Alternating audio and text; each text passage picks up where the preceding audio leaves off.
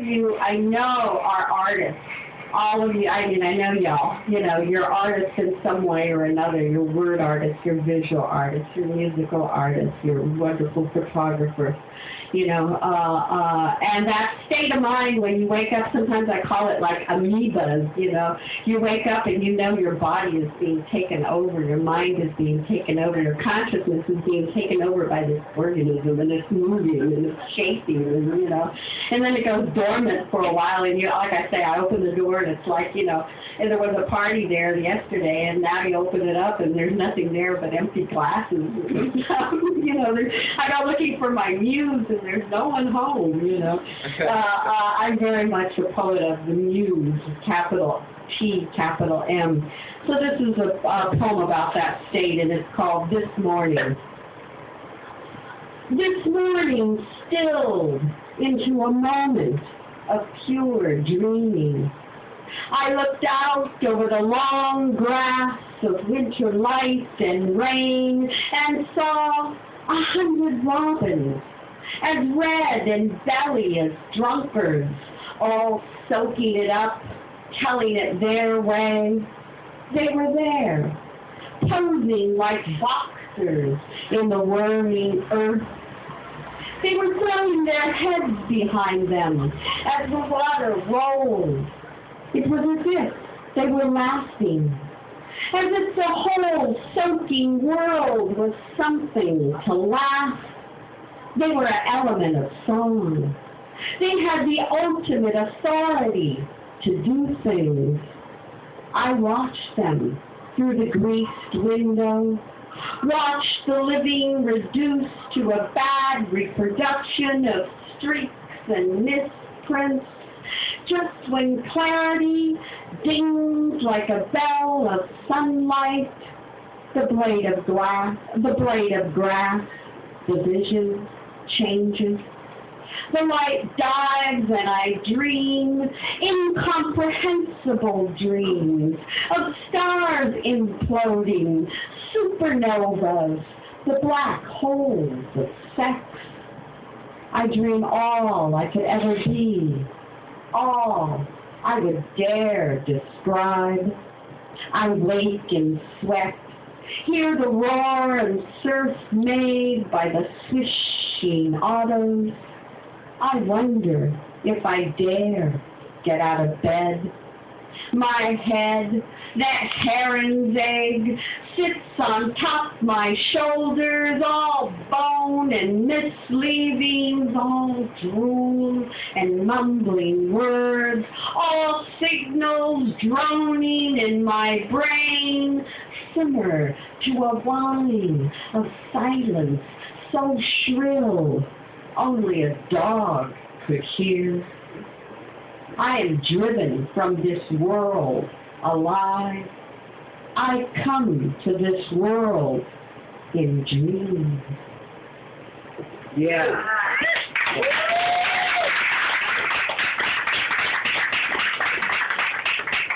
I was just going to read one poem from here, but I think I'll read this one to start off the reading of Ciento.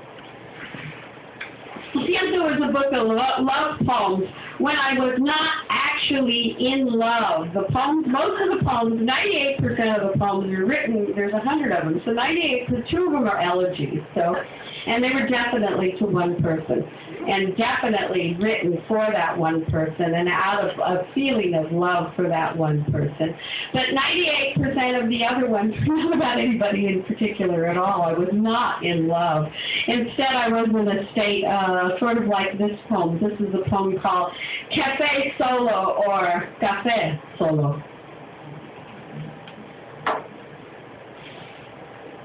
Imagine me walking down the rainy streets of the Mission alone. I loved you with the scientific excuse of the lonely. Now I watch the streets smog out of focus or zoom in brutally on the tragically beautiful. My eyes have met no one's all morning. I've forgotten the purr of my name. I remember only the brush of my cat's teeth when she tells me she loves me. For weeks, the only lesson I've learned is that the leaves of the apple are finally turning. Everything has let go. There are days now that go by without a sound. I could be anyone. Once I was a person who loved you.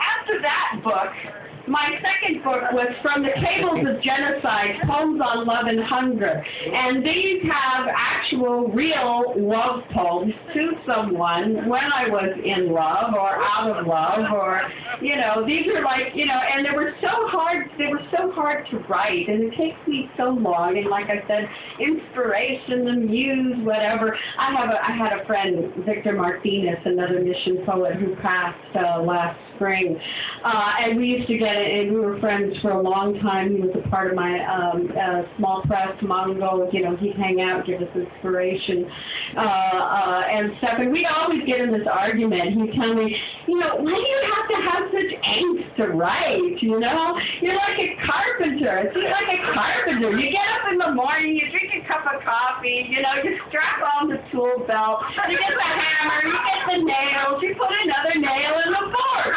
What's the problem? Why do you have to have all this, you know, heebie-jeebie stuff? It makes me so mad.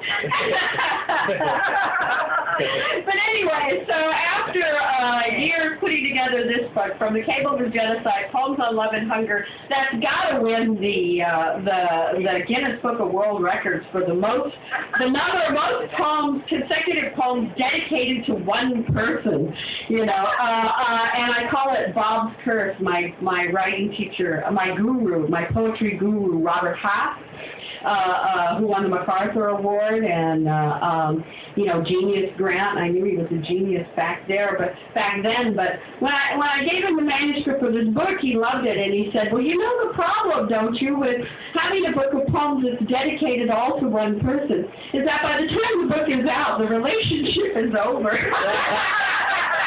Sure enough, you know, by the time this book was out, you know, I hated reading from it. I was like, why was I in love? So these were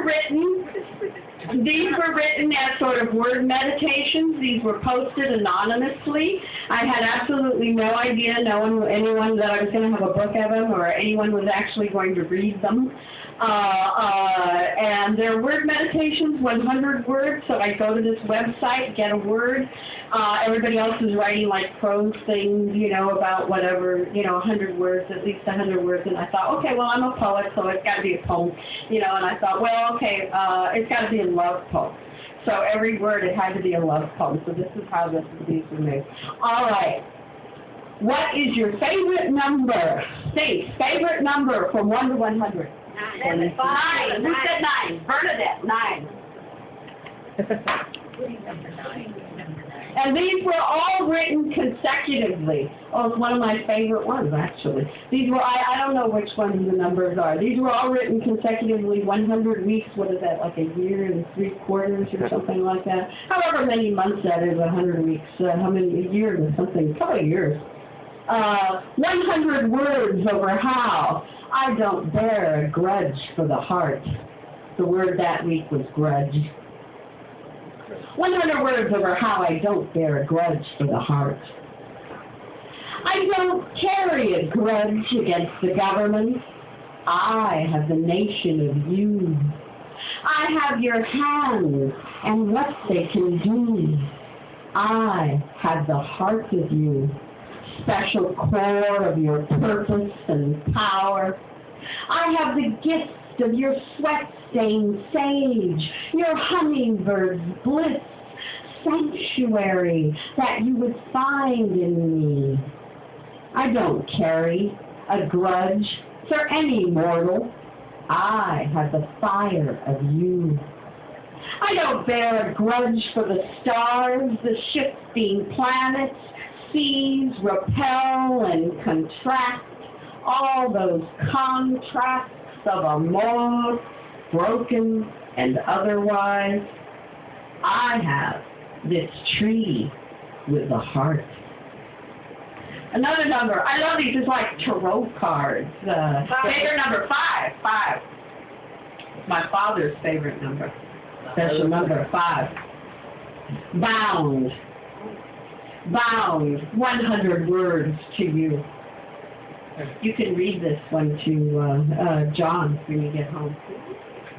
I was bound to love you, bound by the possibilities of you, the sea under your stars, the long rehab loving, the lit bed of your making, the way you love those places of swell and salt, thrust and gush. I was bound to follow your crumbs, the leftover pillars, the awestruck wake. I'm bound to travel across the length of your languorous continent, bounding through the map of you, lost in the promise, wet haze of your gaze, propelled by what gazes back. You, your spirit-hardened heart, words whipping into binding, me bound to say it, transformed by you. Another number. What was up, something 5? 25. 25.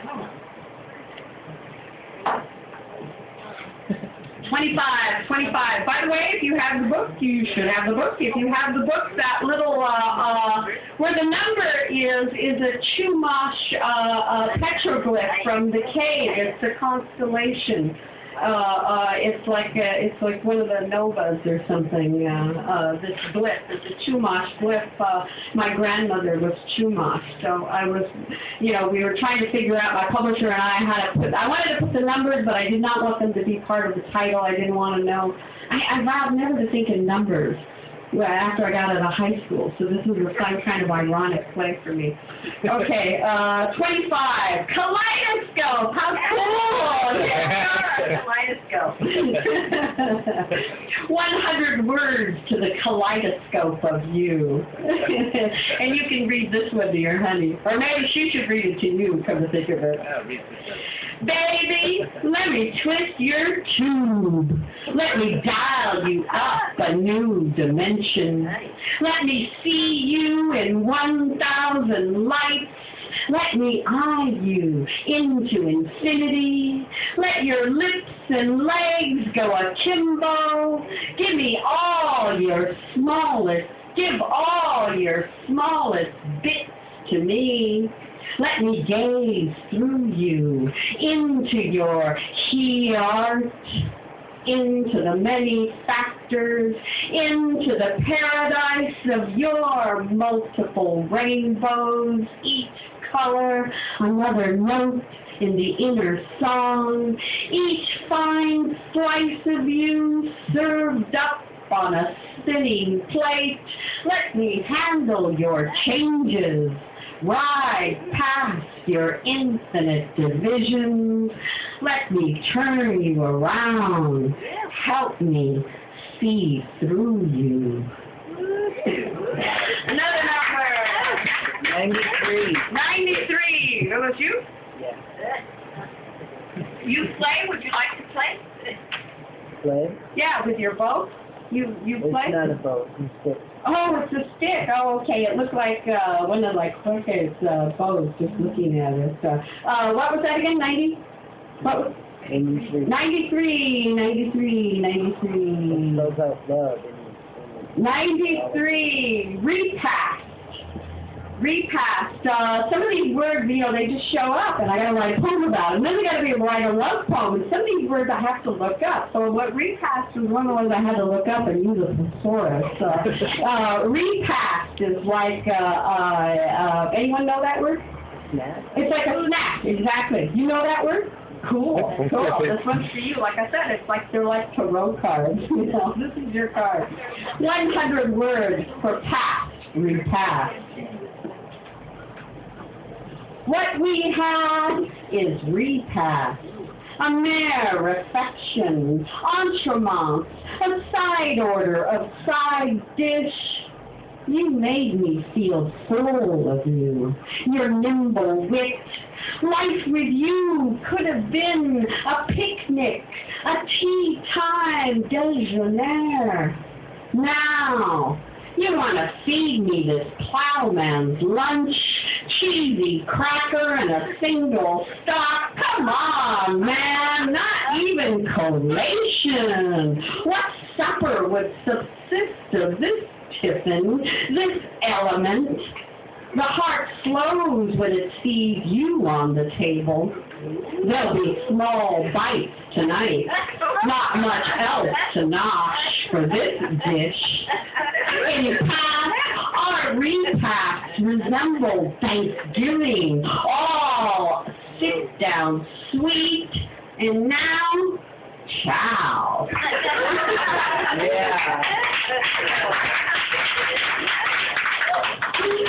Okay, well again, anyone double steady when you're being a dad.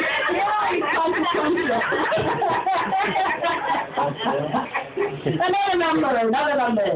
17, hungry. You want one for hungry?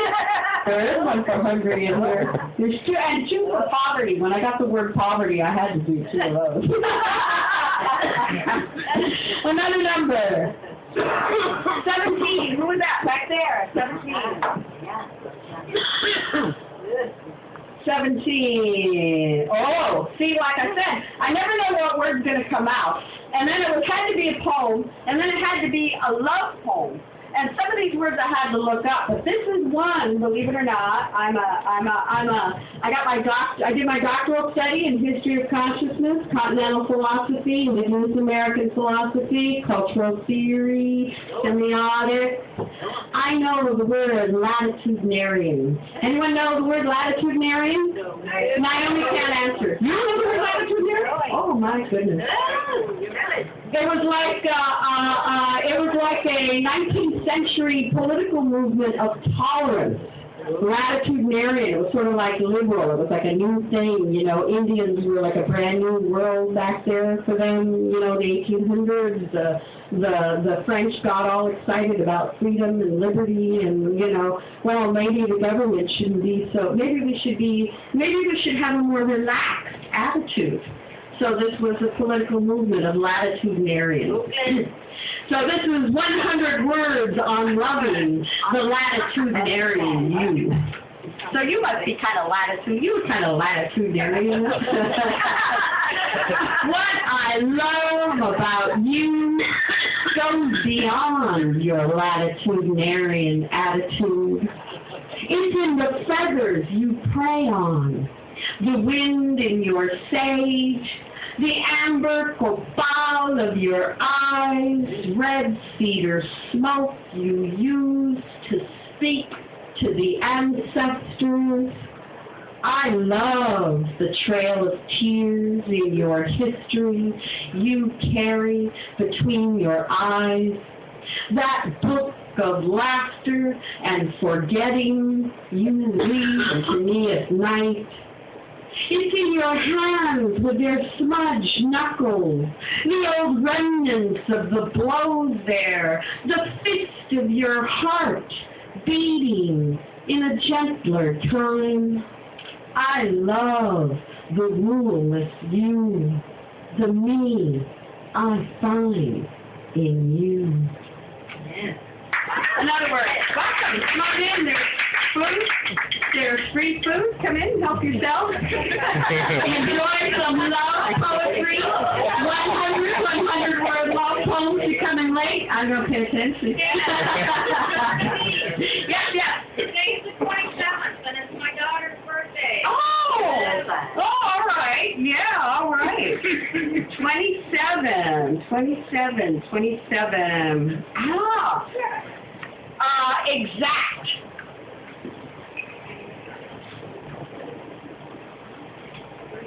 100 words in the exact moment of you. I want to be there at that exact moment when you know you love me. When you feel that waterfall down your spine and into your solar plexus. When the winds of change change you and your smile sails ships of its own. I want to be there when you discover me. A deserted island of your own making. When summer recovers our skin, a soft pelt dissolving upon contact. When all the ice of other touches melt upon our heat, and all the rivers in our veins open up in utter awe of it, I'll be there. Exactly. Totally. There.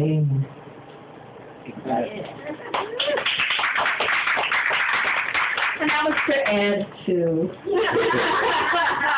Thank you. One of the things I was doing with this book, especially once I realized, I got about to 48 or something, and I decided to copy them all from this website that I was posting them in, and realized that I had almost like 48 poems there, and I really liked them. I started reading them, and I really liked them.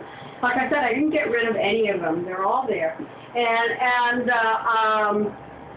Anyway, I realized that it came out of something that I was doing when I was divorcing and living in Boulder before I decided to quit my job and leave my house in Boulder and just come back home to the Bay Area, to San Francisco, hang out with all you cool, strong mujeres. I thought, man, I got to be home. I got to be home. But one of the things that, I was doing at that time was I started putting together playlists of love songs, the greatest love songs. And I got really interested in love songs because they're like crystals, I had a lot of friends when I was in high school who were seriously into healing with crystals. And they would always talk about how crystals, there's something, I don't know if you hold it in, I think you hold it in your left hand and you turn it counterclockwise or clockwise or something under preferably a river, running water to rinse off everybody's energy, other negative energy, to recharge it.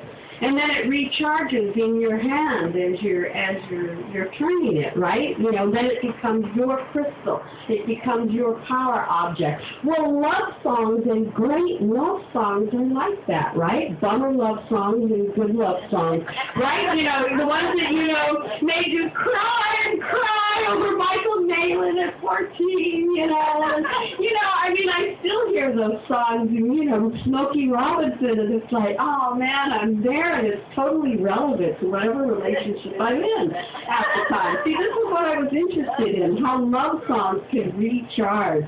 One of my Moon Alice friends here, one of the bands I really, really love, Moon Alice, they do their own songs and stuff, that's what I get out of it, those love songs that keep, even though you heard them 30 years ago and then somebody's covering them, and it's like, they recharge. So I like to think of these poems as the same way. It's like crystals or like rechargeable love songs. So it's like, and it's great because they're not connected to any particular person. So I can, and you're free to, I want to make note cards out of these so that you can give them to your loves or your potential exes too. There's some of those too. Another number. 10, back there, 10. Secret. You got secrets, huh? Sarah, are you back there? I'll take some more Merlot. Why not? It's a party! Put it on my tab. Make it a double. I'm going to be reading about secrets here. 100 words to your secrets. I'm sworn to the secrets of you, sworn to secrecy regarding your secret lust for living, your giving ways, the way you unroll me like a packet of nickels, send me to a dime, leave me an expired ticket to your floating showboat, all the secrets in one lonely face, reveal the smile you take, unveil the excruciating detail of you, your leaving, your twisted laugh, the dark hair under your pink thigh. All the trust in roar has nothing on your design. My desire for your touch leaves me in a place I could never tell you. This is so fun. Like I said, tarot cards, you know. I remember when I wrote that poem and showing it to a friend, and the friend said, I don't understand that line, the dark hair under your pink thigh. Well, see, you got one of those little hair things, you know, like Bob said, you know, right there, the little hair chin right there under your lips, under your thigh. See, the dark hair under your thigh. So perfect visual, visual aid for that image. Another one. Number 69. 69. Oh, my God. Like I said, when I was writing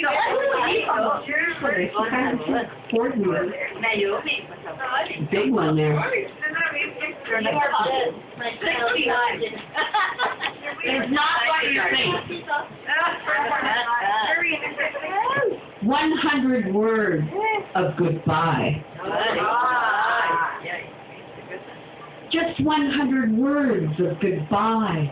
This first day taken, this first new year extravagant in its pleasure of red, its greenly hills, it's winding down. It's winding down to you and past the warmth of your shoulder, your stroke, past the filigree of smiling eyes, your strong arm wrung. I'm writing 100 words for goodbye. I'm staying on in my future, not a perfect tense. I'm holding on to the blue perfect past of you. I'm addressing your finest nature. I'm appealing to the head of your heart. I am breaking some pact of independence, some right to bear arms. Yeah. Another one. What? 10. 10. No, 10. Oh, Sienna! No one ever asked for that one. Much less the way you did. So thank you. This is one of my favorite ones. The website that I was playing with, you know, on this, sometimes we could do our own words, you know. And once I started doing, you know, once I decided, okay, I'm going to do a book of these, I made sure I didn't choose the words, so I'd be totally surprised, you know, and then write the poem spontaneously to whatever word came out. But when it got to 100 and I knew it was the end, I thought, oh, okay, let me do the word. I'll do the word this week. The word this week, the 100th week, is last, for the last poem. You have to imagine.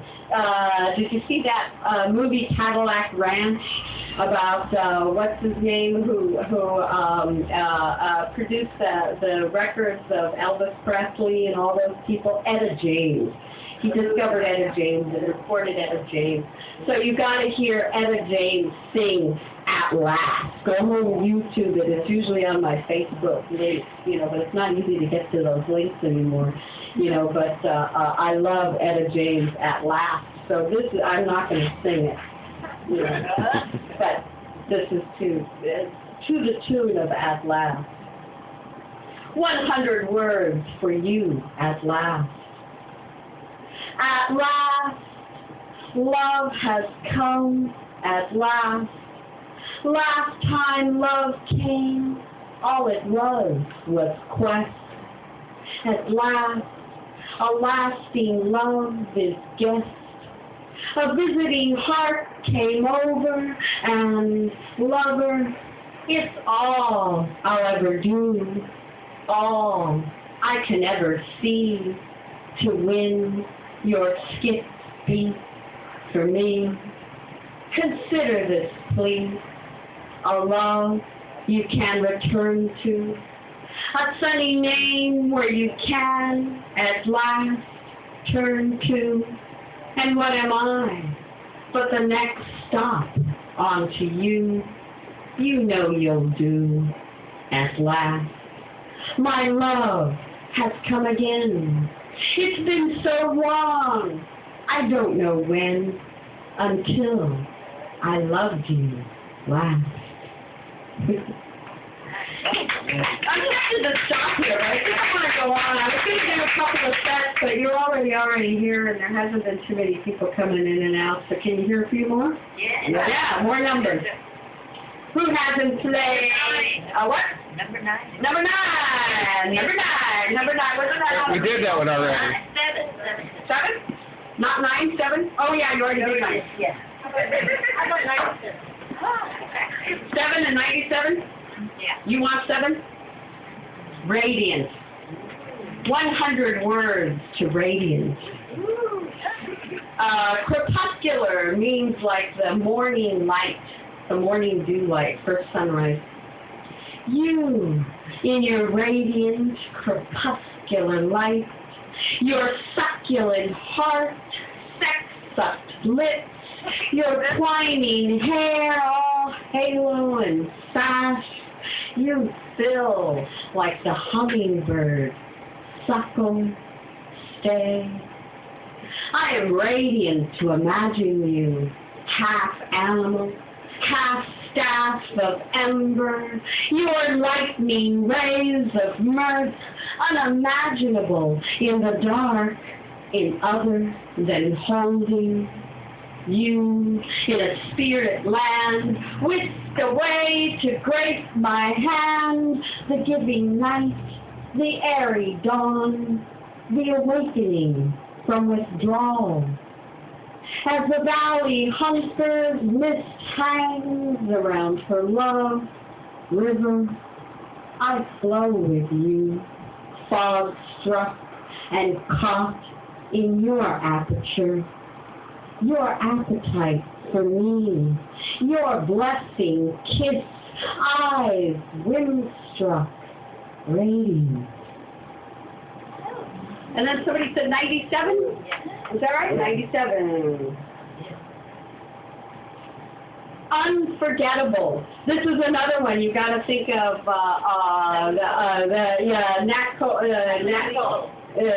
Natalie Cole with her father, Nat King Cole, doing Unforgettable. This is also to the tune of Unforgettable. 100 words for unforgettable you.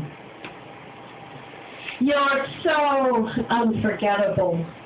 You're so unregrettably you.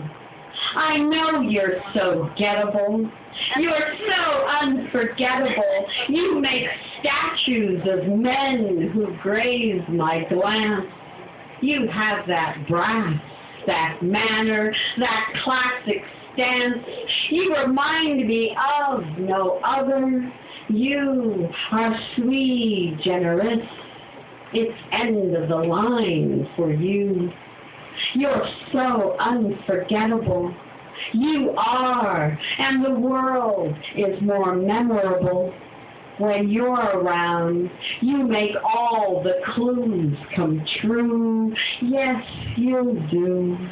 I'm sure you'll know when you want to be. Sure, you'll be where you want to be. Right here, in front of me. You, unforgettably you. Yeah.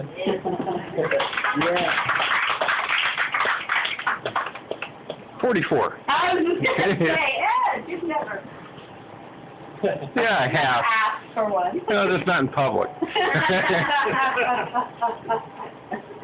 Cool. Notice. Okay, since you're all my friends, I will confess. These poems were posted under the screen name Julia de Burgos. Julia de Burgos was a Puerto Rican poet, one of my favorite poets. She was, at 16 years old, the youngest person to attend the University of Puerto Rico and the first woman to attend the University of Puerto Rico. This was in the 20s, the 30s, the 40s. She influenced people like Federico Garcia Lorca and others. She was an early feminist writer. Julia de Burgos, she was discovered in the Bowery in New York City, dead of alcohol poisoning and literally found in the gutter, and her body was unidentified for 6 weeks. This genius. Poetic genius. So I like to think I'm the least person the person who was least to be found dead in the gutter in the Bowery. So I use this name, Julia de Burgos, as a screen name, and it was an online dating site. So all of these poems were pretty much for seduction. My publisher asked me if I could do a one-page study guide for these poems, and I just cracked up and I thought, how do you do that? You know, all I could say, these poems were written to seduce you. So 100 words of notice. 100 words is all it takes to get you to notice me, noticing you, notice me. 100 words is all it took for you. 100 words is all it took for me to notice you. Notice the novel of your shadowed eyes, the twin stanzas of your fine hands, the miracle of your secret heart.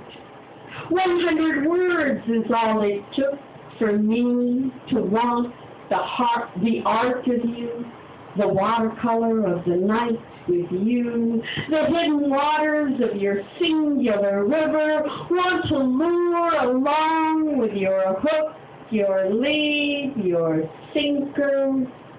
I want the living rhythm of you, the mundane day of you in your notice. Another one. The penultimate, 99, shelter. This one's for you, Sarah. I love how you shelter me, the warmth within your hearth, all that wood you have stored. I love all that wilderness in the heart of you, all that uncut lumber just waiting for my touch. I love the human path of you, all that trampling to get there, here, where a river runs through it, a shelter of smoke, of sensuous ribbons of past. Let me demonstrate. I will lay down my arms, play dead for you, wait for your resurrection. Take me. I know a road clear to there. It will get us to where we will last.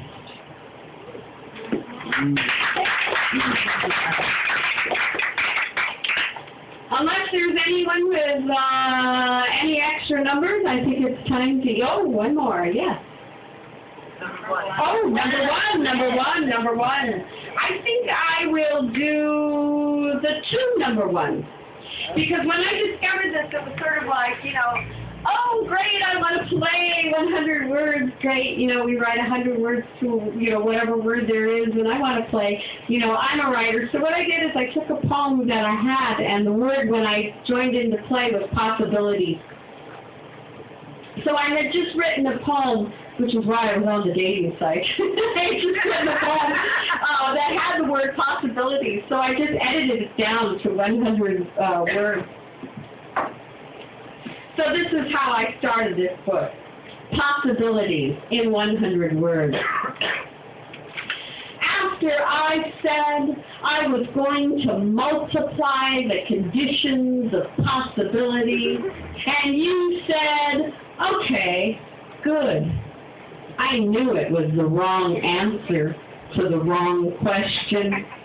And afterwards, every hummingbird was you. A murder of crows on my elm tree became you, finally calling my number. A slumber of vultures circling my apartment, a single red fox roaming my neighborhood, beat up, but there. A leftover garden in a place someone is leaving, hard red tops left over in the moon. After I said I love you, you could have hammered me over the heart with the silence. And so after I did that one, I thought, okay, well, this isn't really, I'm supposed to come up with something new to possibilities. So then I decided, okay, I'll write a new one. And this one was cool because it came out in 4-line stanzas, just like that, and it had its own form, and it was exactly 100 words, and it seemed very magical, which got me interested in continuing playing with this. 100 words towards possibility. Love is the possibility of doubting, the possibility of making a mistake, the possibility of searching and experimenting, the possibility of saying no and whispering yes. All the possibilities under your eyelids, the light, are lost in your heart, a new timber for the flame, a new car in which you are the key, all the possibilities of you in a single line, a narrow column, filter through the sensors and commit. All the possibilities in a drop of rain, a moment of snow, a blank book by the fire. Love is the possibility. You'll wear it well, that new love now.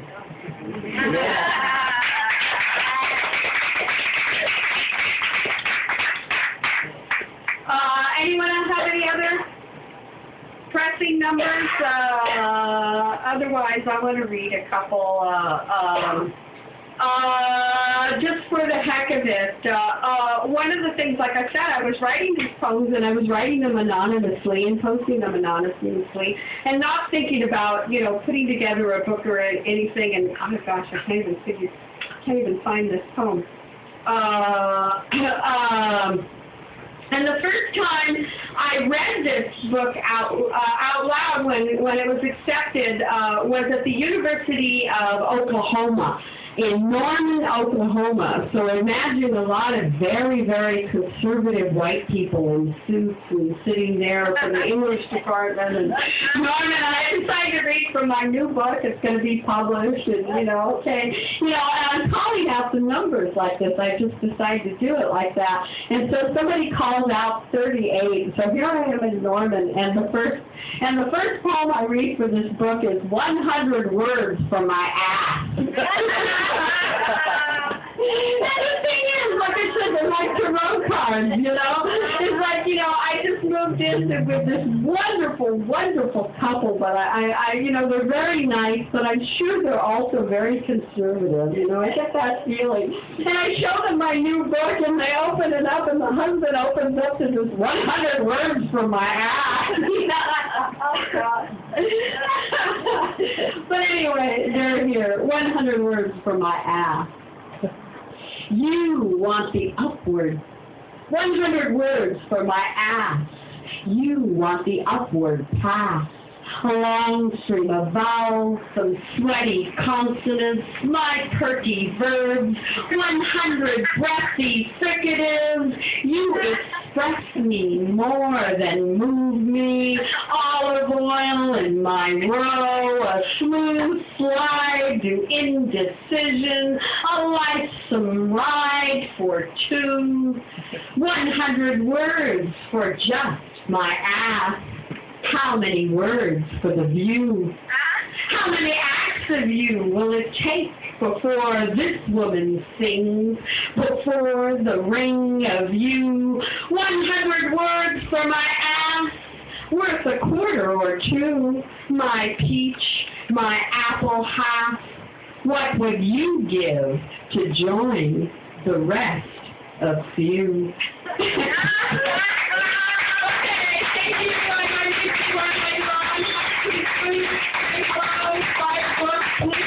Please support, keep this place alive. They're facing eviction, so anything you can donate at all to keep this space alive, please, please do.